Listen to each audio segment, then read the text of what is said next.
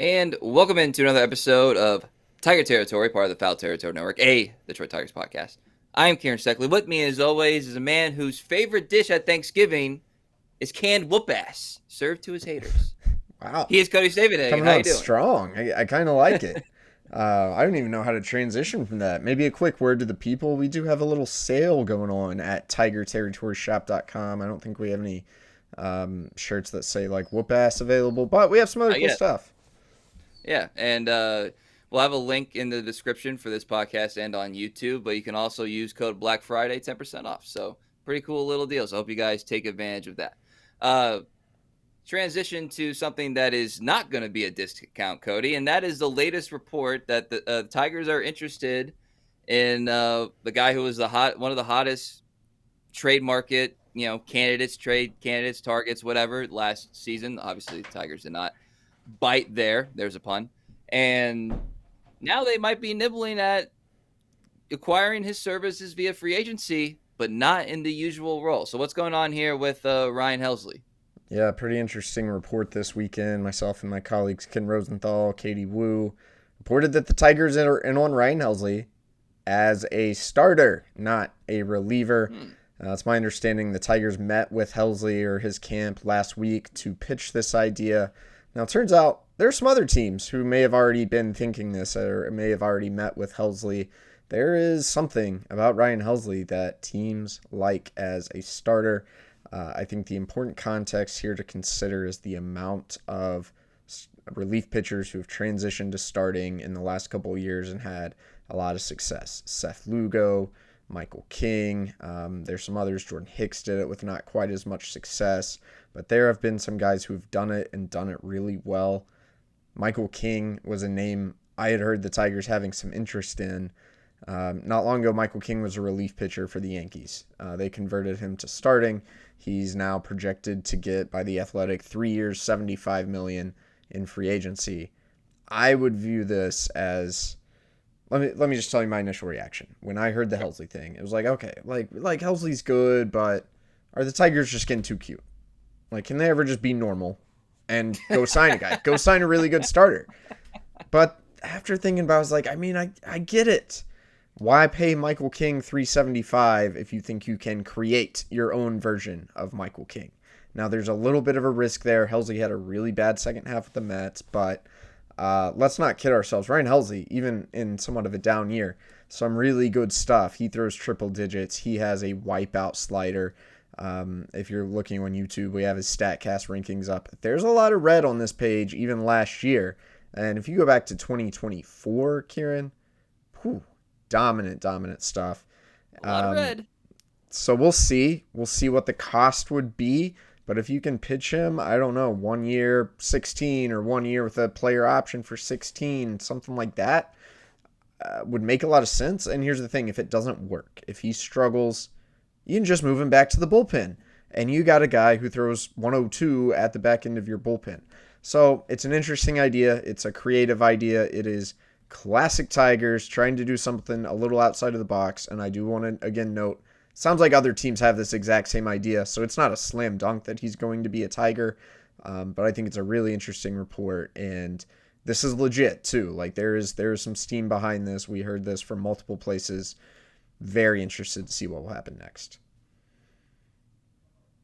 Yeah, it is interesting, and I just wanted to kind of lay some biographical, I'm saying that word wrong, Biographical.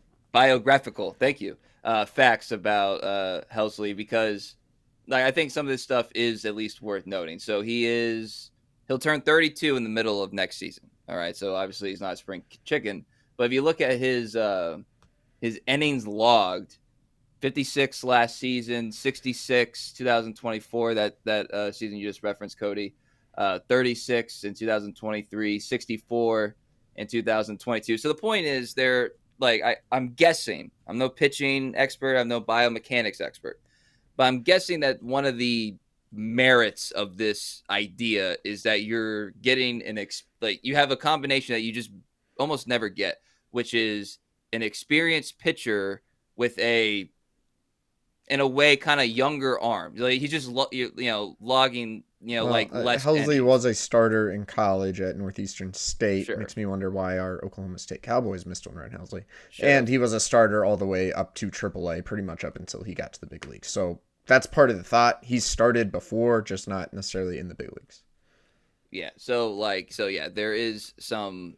So yeah, there's acumen there, from his younger years, which again, that when that wasn't that recently, so that is also worth noting. But Yeah. I guess the question is, for someone like him, can he be the same type of pitcher?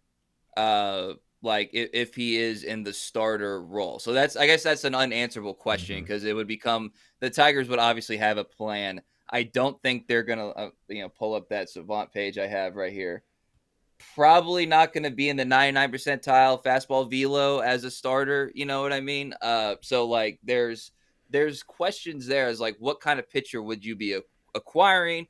They would obviously lay out a plan for him and his representatives, and they would have to deem it, whether it was like metaphorically and literally like profitable for him to like go down this venture, or does he just want to stick and be a closer for the next however many years of his career? So I assume that this is something that has probably been in the lab a little bit by the front office for a couple of years. It's like you're looking at future free agent classes, you're looking at how your roster can shape like year to year, and you just want to be prepared for all possibilities. This is probably something that they've thoroughly vetted and think like, oh yeah, we can use him in this role. But what that actually would entail, I'd be very curious about. Yeah, and I think you look at his pitch mix, and that's the biggest question. Helsley last year was 47% slider, 45% four seam fastball. 90% of his pitches are slider or four seam. When I had got wind that the Tigers might have been looking to convert someone, I was kind of going through candidates, and I eliminated Helsley kind of because of that. I was looking for someone who already had maybe a little more of a starter's mix. Helsley does not. So there's going to be a significant tweak if any team makes him into a starter. He did begin throwing a cutter last year. He threw it all of 13 times, but it is not a pitch he had used at the major league level before. So that's interesting. Something a little bit between that four seam and that slider. He has a curveball that he threw 5.8% of the time. He's going to have to use at least one of these pitches a lot more. I wonder if they would consider developing a changeup. He hasn't thrown a changeup since 2022. It's never been really a strong suit of his, but right now the four-seam slider aspect, those are pitches that are going to play better to right-handed batters. How would he fare against left-handed batters if he's a starter and he's facing lefties a third time around the order? I think that's a real question. And yeah, the fastball, look, I think it'd still be a legit pitch, but it's probably going to go down a tick or two if he's logging 80, 90, 100 pitches in an outing. So highly interested to see what the folks in the lab, whether it's with the Tigers or another team, have come up with. I think it's a super, super interesting idea, but there are still some unanswered questions as to why he makes the most sense to make this jump and what it would actually look like.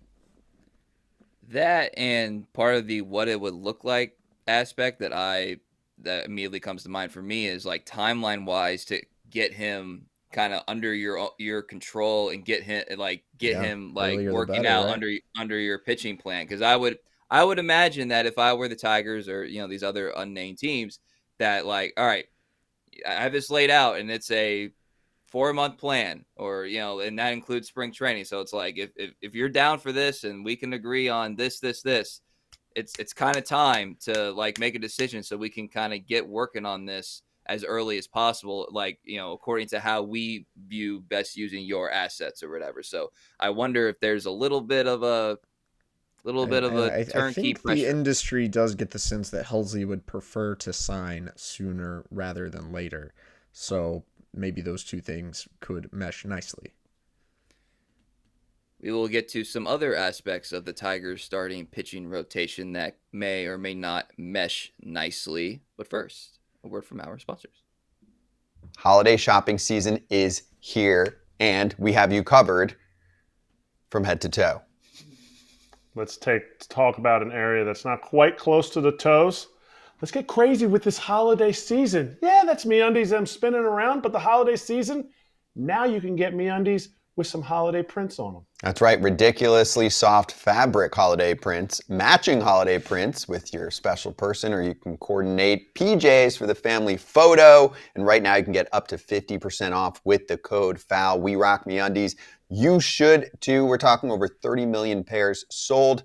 Knock out all your holiday gifting needs today with MeUndies to get exclusive holiday deals up to, yep, I said it, 50% off. Go to MeUndies.com/foul and enter promo code FOUL. That's MEUNDIES.com/FOUL. Promo code FOUL for up to 50% off. All right, coming back here. I want to give you a compliment, Cody, because I feel like I'm not going to say you're the only, because that's like a strong statement that could be easily disproven if somebody else has said this too. But I feel like you have been the most consistent at framing the long-term viability of the Tigers' starting pitching rotation as being not very long-term, for lack of a better way of phrasing it, because we all know Skubal walk year. We all know that Flaherty is in the last year of his contract after he exercised his option or opted in or whatever. And then also Mize is on the same timeline as Skubal as well. So that's three guys right there. We don't understand that there can be heavy turnover in pitching year to year anyway. But in 2026 does feel like a crucial year for multiple reasons. But you also got to keep in mind beyond that too. So like, I don't know how much that will play into the Tigers' free agency plans, but the more I think about it, and every time you bring it up, I'm like, it damn well kind of should. Yeah, and maybe it almost goes against the Helsley thing, because I still think there's a case the Tigers should work ahead in a way. They need another starting pitcher for next year, and they're going to need, with multiple starting pitchers a year from now, when they're replacing Flaherty, Casey Mize. Yeah, you will get Jackson Jobe back. You have some other guys in the system, but I don't think you want to feel like you have to plug all these holes next winter when you need a starter and you're in the market for the starter now. I suppose there's no reason the Tigers couldn't just offer Helsley a 3 or 4 year deal for a lot of money if they're that confident it would work. But I assume that part of the reason they're interested in that is to save a buck or two. And maybe it's a short-term deal. If you're Helsley, I think you want it short. Yeah, I'll do that for 1 year, 16 mil.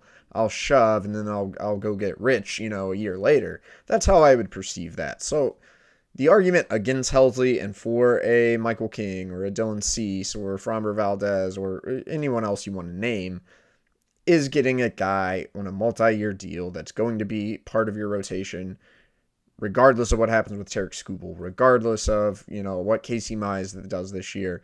You're solidifying your pitching staff for the future. And although you have some guys in the system, pitching is not the strength of the system right now. So I don't think you can bank solely on internal guys backfilling these rotation spots. Yeah, it's a good way to put it. And we're not going to obviously spend a lot of time talking about the Skubal situation, although we are contractually obligated to give an update. And so I'll just quote from the story, which I want to make sure I give credit you and Ken Rosenthal and Katie Wu on it, as well as Will Salmon. And the quote from the story is that the Tigers are privately saying they want to win with Tarik Skubal, which is good. I would say there's no harm in saying that publicly, but it is good that they're saying it in private. So there's your Tarik Skubal update. As contractually obligated per episode. It's been very quiet on the Skubal front, which I wonder if that'll change around winter meetings. I think the Tigers are just being like, all right, send us your best offer. And other teams are like, nah, we're going to wait this out a little bit here. So yeah, let's check back on that one in a couple weeks. I don't think anyone's sending 120 cents on the dollar right. Free Thanksgiving. So anyway, there was something that was kind of bouncing through my mind a little bit, is like, kind of getting ahead of the market, which we know the Tigers are inclined to do. And that's like, do you test the waters of a Casey Mize extension. Like, just kind of see. Yeah, obviously you know what you have in him. He is coming off an All-Star season. I thought his postseason debut was good. Like, it was adequate to expectation. But could you get him to agree to like a 2-year extension and like at 32 million, 34 million, sweeten the pot just like a little bit, and then he, from his perspective, he gets a little bit more financial security. I'm just looking up his age right now, so I have it 100% correct. And then he still is able to hit the market. He is 28 years old. He'll turn 29 in May. He's still able to hit the market when he's in like his physical prime a little bit. Now the back end of a prime, but still like in his physical prime. Like, is there? And then from the Tigers' perspective, you get a guy at market value, and you have a little bit of insurance for that 2026 winter going into the 2027 season. So just a thought that I was kind of bouncing around. That is not a question I'd really been heard posed before. If I were Casey Mize's agent, I'd say a pretty hard no. You're coming off an all-star year. Fangraph's dollars per WAR metric has Casey Mize worth $19 million last year. Not shabby, but he could be a lot better. He had a 4.92 ERA in the second half. He wasn't that good.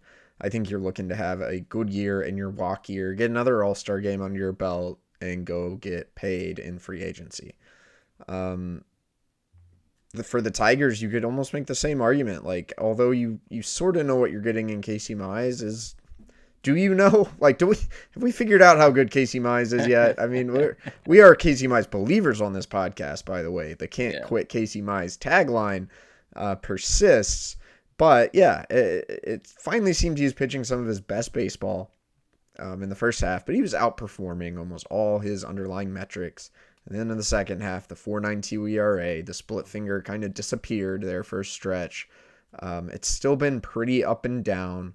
And although you like to think there's a little bit more in there, I'm not sure I would, if I were the team, I would want to tie myself to that wagon when there's a whole world of other starting pitchers available at your disposal. Even the durability to Casey Mize's career high in innings is 150 and a third. He's only, last year I think it was 149. So I think that's certainly a question too. You might want someone who has a better track record of throwing 170, 180 innings a year. Well, I feel pretty sound in this prediction, and like it is obviously very conceivable that this is his last year with the Tigers coming forward. But he probably will have one, maybe even two, like excellent years at whatever his next stop or next stops are. And then it could be like, man, what you could like, was it really worth it? Yeah. I felt that way about Casey for a while. I could very much see him doing the Matthew Boyd thing where he shows all these flashes but never quite gets there with the Tigers, and then has a big year or two later in his career. I could very much see that. So, yeah, maybe you should just try to sign him. I don't know.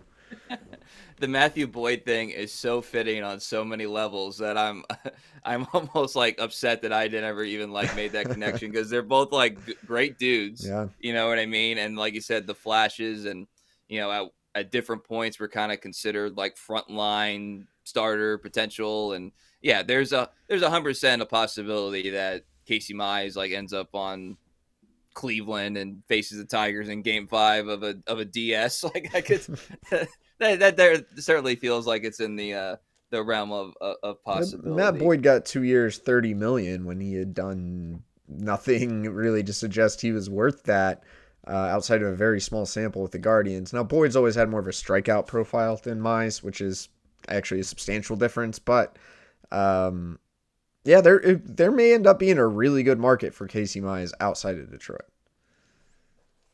All right, well, we are going to take a quick break, and then we're going to get to some other news, which includes Casey Mize and some latest roster updates and transactions from arbitration or lack thereof. But first, a word from our sponsors. If you are still carrying a clunky leather brick that can be mistaken for an old school wallet, may I introduce you to what Eric Kratz is getting himself for the holidays. I mean, this is the greatest wallet that I've ever seen in my life. Your credit cards fit in here. It's adjustable, lifetime guaranteed. Like like this is a must-have for the holidays. Absolute must-have. Ridge Olive Matte. That is the design that Kratz has right now, and you can get a hold of that. There's over 50 plus colors and styles to choose from over at Ridge. You can even get a wallet that features every NFL, MLB, or college team. And for a limited time, Ridge is having their huge Black Friday sale. Head to ridge.com/foul to get up to 47% off your order. This is by far the biggest discount they've given all year. That's ridge.com/foul for up to 47% off your order during their biggest sale of the year. After your purchase, they'll ask you where you heard about Ridge. Tell them Foul Territory sent you. All right, coming back here. So Casey Mize, no stranger to negotiations with the Tigers front office. I guess you could say if we're throwing it back a little bit. But the latest news is that the Tigers they tendered contracts to 11 of their 12 arbitration eligible players. This was like kind of like a Friday news dump across all of baseball. And we have a graphic here from Cody's Twitter account at Cody Stavenhagen if you're watching on YouTube. They reached agreements, so I guess maybe this is the headline, with Jake Rogers, Matt Vierling, and Beau Brieske. That's $3 million for Rogers, $3.25 million for Vierling, and $1.15 for Beau Brieske. And then outstanding contract tenders are for Riley Green, Zach McKinstry, Casey Mize, Spencer Torkelson, Kerry Carpenter, and also Andy Ibáñez was non-tender. So where's the headline? Where's the headline here, Cody? What's the top? What's the top of the inverted pyramid? Probably the smaller font on our graphic here, since it was a quote tweet. It's probably the fact that Tigers have non-tendered Andy Ibáñez. We had a good feeling that was coming, but it's still the end of an era is probably a little strong, but the end of the Andy Ibáñez era, and he, this is a guy who was a nice little acquisition. The Tigers have talked so much about winning on the margins, and in the Scott Harris regime, he was one of their first claims. He came in and he helped them win on the margins. He had a huge hit to help them beat the Houston Astros in the wild card round last year. He was a very likable guy, very dependable there for a minute, and just kind of fell off around the second half last year and never quite got it together. He's there to hit lefties. He had a 714 OPS against lefties last season.